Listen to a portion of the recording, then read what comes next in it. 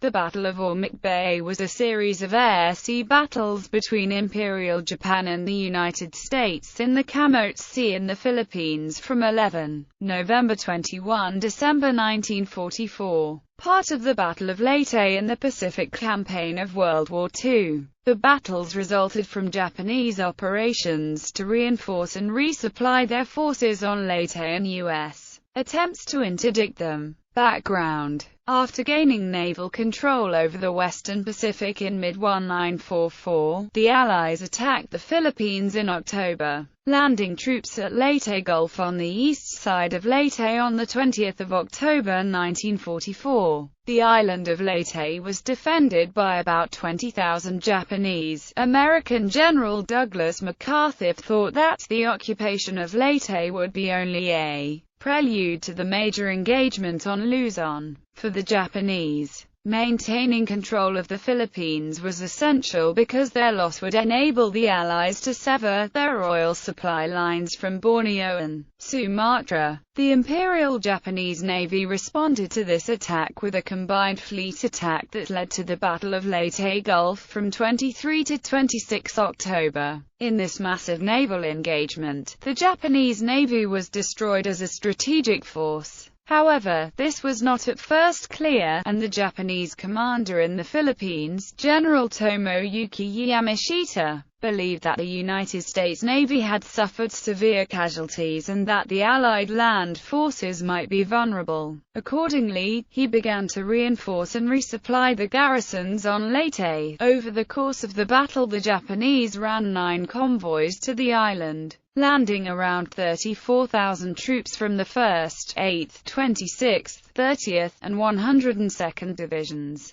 Ormoc City at the head of Ormoc Bay on the west side of Leyte was the main port on the island and the main destination of the convoys. Decryption of messages sent using the purple cipher alerted the Allies to the concentration of Japanese shipping around Leyte, but they initially interpreted this as an evacuation. However, by the first week of November the picture was clear, and the Allies began to interdict the convoys. Operations TAR 3 and TAR 4 on 8 to 9 November, the Japanese dispatched 2 convoys from Manila to Ormoc Bay. The convoys were spaced 1 day apart so that the destroyers escorting the first convoy could double back and escort the second. However, the convoys were spotted on November 9 and attacked by land-based aircraft of the 5th Air Force. On 10 November the 38th Bomb Group, based on Morotai, sent 32 B-25 Mitchells escorted by 37 P-47 Thunderbolts to attack TAR 4 near Ponson Island. Reaching the convoy just before noon, the B-25s attacked at minimum altitude in pairs, sinking the 2 largest transports, disabling a third,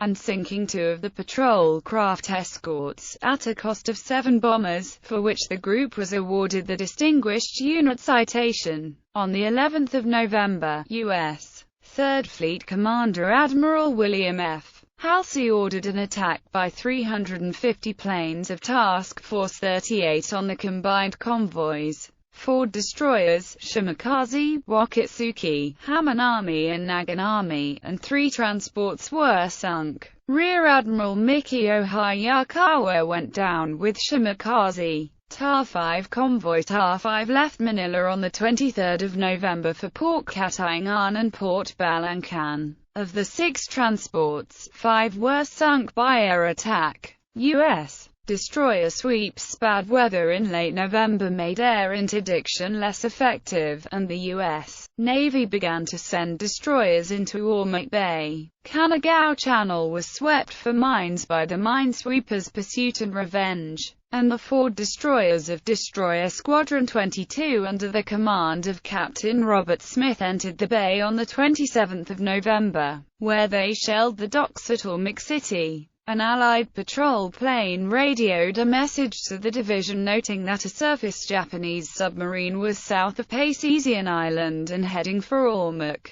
Bay. The division headed south to intercept, and, at 1:27 on 28 November, Waller's radar picked up the target just off the northeast coast of Ponson Island. while a disabled I-46 with her first shots and unable to submerge, she could only return fire with her deck guns until she sank at 1:45. TAR-6 two transports escorted by 3 patrol vessels left Manila on the 27th of November. They were attacked by American PT boats in Ormoc Bay on the night of the 28th of November and by air attack as the survivors left the area. All 5 ships were sunk. Another U.S. destroyer sweep on the night of 29-30 November in search of a reported convoy resulted only in the destruction of a few barges. TAR-7 a convoy of 3 transports departed Manila on the 1st of December, escorted by destroyers taken QA under the command of Lieutenant Commander Masamichi Yamashita. 2 groups of transport submarines also took part in the operation. The convoy was docked at Ormoc City when it was engaged at 009 on the 3rd of December by 3 ships of U.S. Destroyer Division 120 under the command of Commander John C. Zam.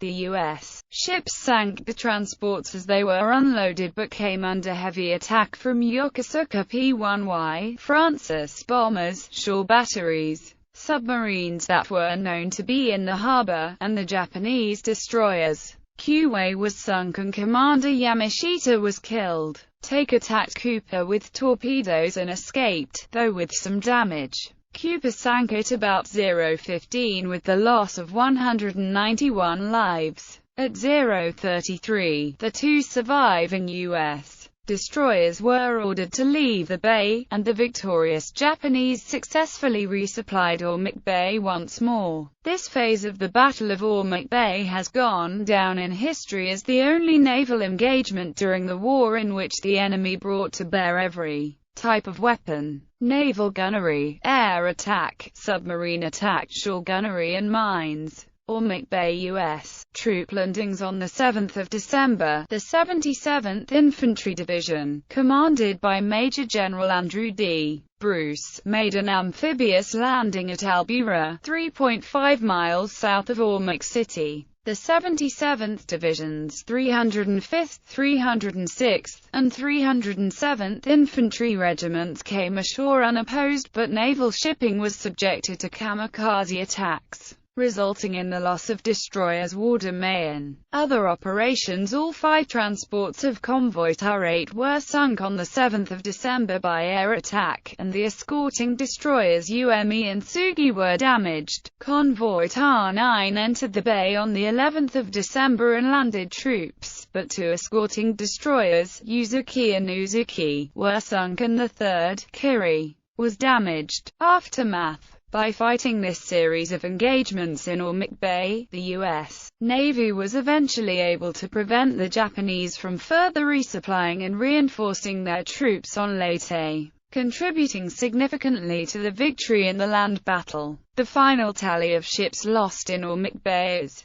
U.S. 3 destroyers, 1 high-speed transport, and 2 LSMs, Japan, 6 destroyers, 20 small transports, 1 submarine, 1 patrol boat and 3 escort vessels. Historian Erwin J. Capps argued that naval historians have unjustly neglected the importance of these engagements, writing, "In the end, it was the rather amorphous Battle of Ormoc Bay that finally brought Leyte and the entire Gulf area under firm Allied control." From the 11th of November 1944 until the 21st of December, the combined efforts of 3rd Fleet carrier planes, marine fighter bomber groups, a pincer movement by the Army's 77th Division and the 1st Division, plus a motley assortment of destroyers, amphibious ships and PT boats trounced the now semi-isolated Japanese in a series of skirmishes and night raids.